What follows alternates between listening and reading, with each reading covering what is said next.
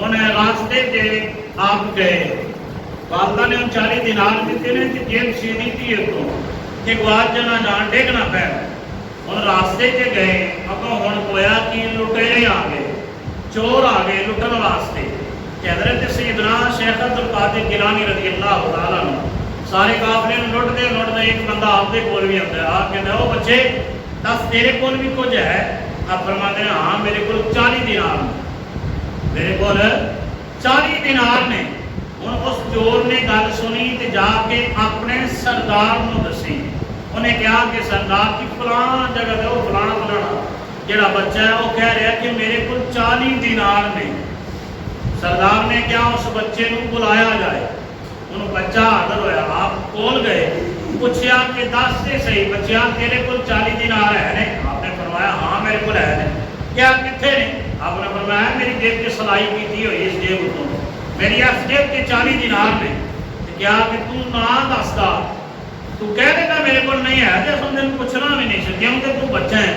AD वड्डी रकम है किसी बच्चे को होना ये हो ही नहीं सकता कि एडी कीमत एडी जो रकम जी बच्चे को होए ते असा मन लेना सी कि बाकी तेरे कोल है कोई नहीं है। दस तू ये गल जी दसी है क्या क्यों कि मेरे को 40 दिनार ने?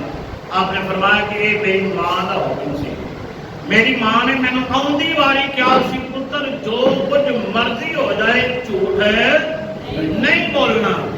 इस वजह तो मैं आखिया कोई गल नहीं दिनार ही ने 40 जाते ने ते जाते रहन, लेकिन वालदा का हुक्म जिहड़ा ओहदी तामील जरूर होनी चाहिए।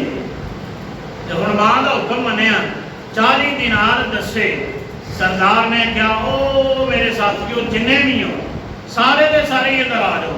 ये बच्चा जिहड़ा है हो के बच्चा अपनी मां का हुक्म पिया नहीं टालदा ते मैं अपने मालिक का हुक्म पिया टालना वा।